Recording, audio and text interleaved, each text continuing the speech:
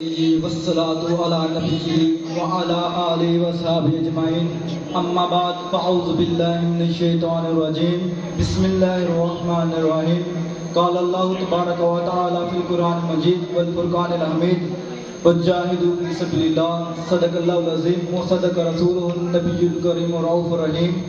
إن الله وملائكته يصلون على النبي يا أيها الذين آمنوا صلوا عليه وسلموا تسليما الصلاة والسلام عليك يا سيدي يا رسول الله الصلاة والسلام عليك يا سيدي يا حبيب الله الصلاة والسلام عليك يا سيدي يا رحمة للعالمين وعلى آلك وصحابك يا سيدي يا خاتم النبيين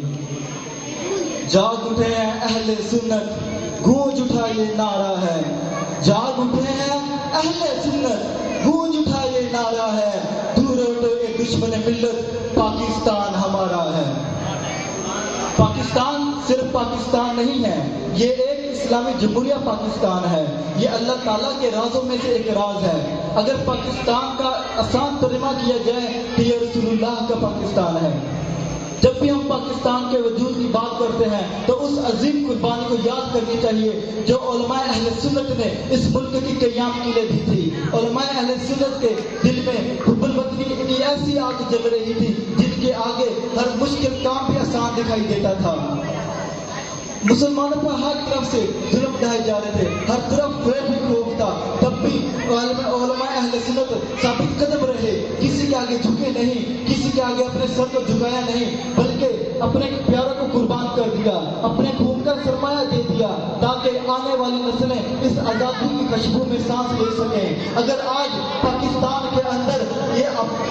یہ مدارس آباد ہیں اگر آج پاکستان کے اندر مسجدوں کے اندر اذان کی آواز گونج رہی ہے اگر آج پاکستان کے اندر کھلے عام قرآن پاک کی تلاوت کی جا رہی ہے تو اللہ تعالیٰ کے فضل کے بعد علماء اہل سنت کے ان قربانی کا نتیجہ ہے کہ بر صغیر کے مسلمانوں کو ایک الگ وطن کا خواب دکھایا اور انہیں بیدار کیا یہ ایک نظریہ تھا یہ ایک عقیدہ تھا یہ ایک ایمان کا مطالبہ تھا یاد رکھو یہ صرف اہل سنت ہی تھے جنہوں نے قائد اعظم کے ساتھ شانہ بشانہ کھڑے رہے تحریک پاکستان میں سب سے زیادہ کردار جنہوں نے ادا کیا ہے وہ اہل سنت کی جماعت ہے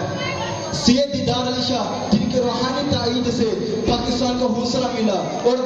سید جماعت علی شاہ جنہوں نے اپنے خطبے کے اندر فرمایا تھا کہ جو شخص تحریک انصاف کو ووٹ نہیں دے گا وہ میرا مرید نہیں ہے اسی طرح 1946 کے اندر جہاں پہ آج مینار پاکستان موجود ہے وہاں پہ بنارس کے نام سے ایک کانگریس رکھی گئی جس کے اندر 500 سے مشائخ اور 700 سے علماء موجود تھے انہوں نے کہا اب اگر قائد اعظم اپنی بات سے پیچھے ہٹنا چاہتے تو ہٹ سکتے ہیں لیکن علماء اہل سنت اپنا سر تو کٹا سکتے ہیں لیکن اپنی بات سے پیچھے نہیں ہٹ سکتے اب پاکستان لے کر ہی مارد وجود میں آئے گا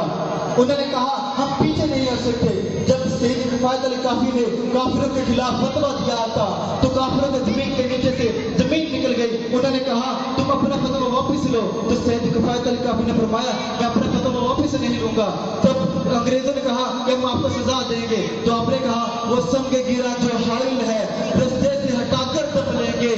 یہ سنگ گرا جو حائل ہے رستے سے ہٹا کر دم لیں گے ہم راہی حق کے راہنو ہیں منزل پر ہی جا کر دم لیں گے یہ بات آیا ہے دنیا پر ہم تیر بھی ہیں تلوار بھی ہیں یا بدل جہاں پھینکیں گے یا خون میں نہا کر دم لیں گے یہ ارباب حکومت سے کہہ دو یہ وزن کیا ہے ہم سب نے ہم حق کے مقابلے میں جو آئے گا اس سے مٹا کر دم لیں گے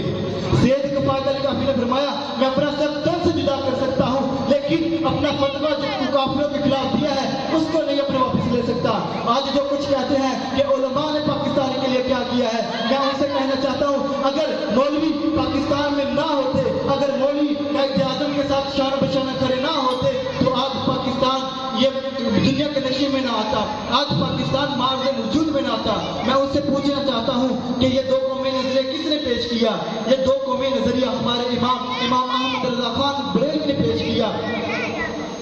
آج اس پاکستان کی بنیاد رکھی گئی تھی محمد رسول اللہ کے نام پر نظام مصطفیٰ کے نام سے یا سیاستدان اس میں منڈراتے پھرتے ہیں ان کی اپنی گنڈا گردی کرتے ہیں کیا پاکستان ان کے ناچنے کے لیے بنا تھا کیا پاکستان ان की गुंडा करने के लिए बनाता नहीं, बल्कि पाकिस्तान बनाता निज़ाम मुस्तफा के लिए, बल्कि पाकिस्तान बनाने का हुजूर के आम दीन को आम करने के लिए। लेकिन अफसोस से कहना पड़ता है कि आज पाकिस्तान में ना ही निज़ाम मुस्तफा नजर आता है, ना ही हुजूर के दीन को आम करने के वाला कोई नजर आता है। अल्लाह ताला से दुआ है कि हमें पाकिस्तान के लिए सबसे ज्यादा काम करने की तौफीक अता फरमाए। वमा अलैना इल्लल बालागुल मुबीन।